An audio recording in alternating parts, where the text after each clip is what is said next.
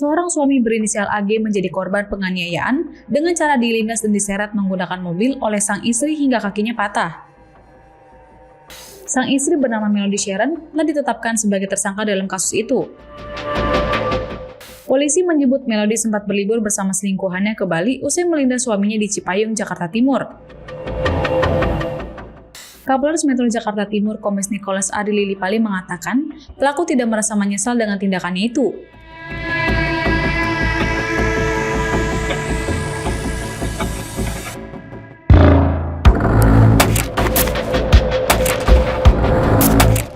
Bahkan, kata dia, Melody masih pergi dengan selingkuhannya ke Bali tanpa menanyakan kabar anak dan suaminya.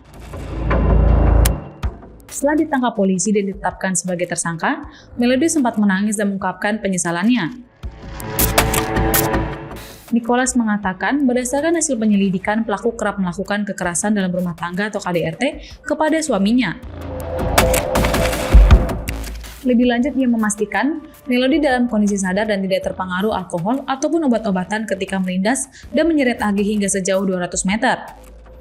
Kini Melody ditahan di Polres Metro Jakarta Timur dan dijerat dengan pasal 44 ayat 2 Undang-Undang Nomor 3 Tahun 2004 tentang KDRT.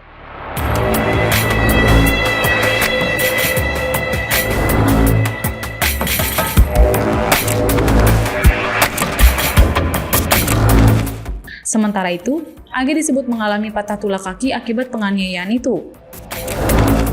Sebagai informasi, dugaan kekerasan itu sempat diunggah oleh Wakil Ketua Komisi 3 DPR RI Ahmad Saroni melalui akun Instagram pribadinya @ahmadsaroni88. Hingga menuai beragam respons dari publik terkait kasus penganiayaan tersebut. Shalom, Om Swastiastu, Namo Buddhaya, salam kebajikan. Adapun modus operandi, yakni tersangka melakukan kekerasan fisik dalam rumah tangga kepada korban atau suami daripada tersangka yang sah dengan cara tersangka sengaja menyeret korban dengan menggunakan mobil yang dikendarai oleh tersangka dengan kecepatan tinggi sehingga korban terseret dan jatuh mengakibatkan luka dan patah kaki kanan yang pada saat itu korban mengikuti tersangka yang akan dijemput oleh pacarnya di TKP. Jadi pada saat itu memang korban ini mengikuti jejak tersangka yang disinyalir akan dijemput oleh pacarnya di TKP. Kronologisnya sebagai berikut. Tersangka melakukan kekerasan fisik dalam rumah tangga terhadap korban, suami sah daripada tersangka, karena tersangka diketahui oleh korban sedang menjemput laki-laki lain yang awalnya tersangka sebelum kejadian menjelaskan kepada korban bahwa tersangka berada di apartemen melalui sambungan video call dengan tersangka. Menjelaskan kepada korban berpamitan untuk tidur, namun korban merasa curiga. Selanjutnya mengecek posisi handphone tersangka, ternyata bergerak menuju wilayah Jakarta Timur dan berhenti di TKP. Selanjutnya korban menuju wilayah Jakarta Timur dan mencari keberadaan tersangka. Ternyata benar mobil tersangka terparkir di TKP dan kondisi dalam keadaan kondisi menyala, maksudnya mesinnya menyala. Kemudian korban menghampiri mobil tersangka, namun tersangka menolak korban dan masuk ke dalam mobil. Bahkan pada saat korban berusaha masuk ke dalam mobil, tersangka tidak menghiraukan, bahkan tersangka tetap melajukan mobil dengan kecepatan tinggi, dan pada saat itu tersangka mengetahui bahwa kaki korban sebelah kanan sudah masuk ke dalam mobil, jok depan ya, sebelah kiri. Namun oleh tersangka, mobil yang dikendarai tersangka tetap melaju kencang sehingga korban tidak tahan lagi menahan pegangan.